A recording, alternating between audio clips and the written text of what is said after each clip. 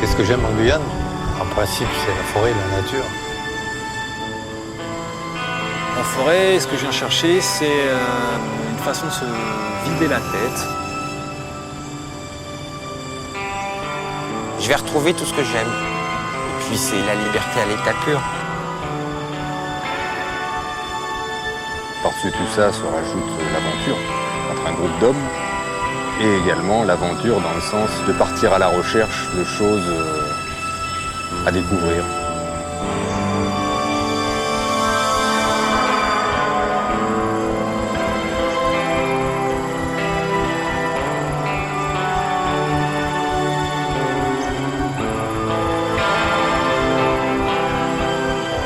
À la fin du XIXe siècle, des milliers d'hommes se jettent au cœur de la forêt guyanaise.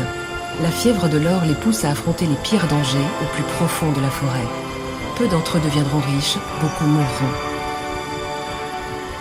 Un siècle plus tard, une expédition part sur les traces de ces pionniers.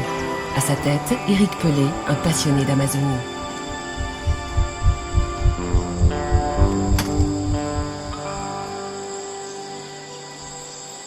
Qu'est-ce que c'est pratique? Bon, messieurs, juste avant, parce que moi je vais partir avec Sam. Marco va nous suivre et Daniel. On emmène, nous, notre bouffe pour midi. Vous restez là, vous mangez. On se retrouve ce soir au camp. Vous nous suivez.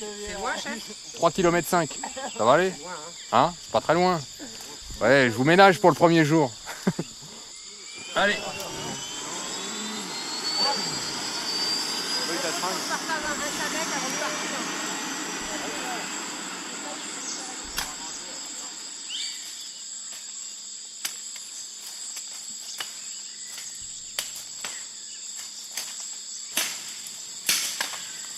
Sam, c'est un petit peu plus à droite là.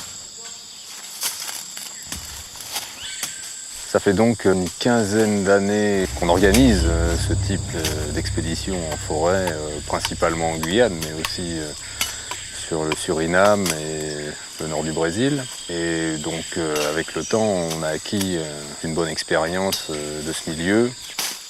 Là, on a ressorti de très vieilles cartes qui ont plus d'un siècle, qui sont des cartes d'orpaillage. Et sur cette zone, les cartes qu'on a retrouvées nous représentent de vastes placères, l'endroit où l'or est extraite. Et là, donc, l'objectif, c'est de retrouver ces lieux d'orpaillage et en même temps les lieux de vie.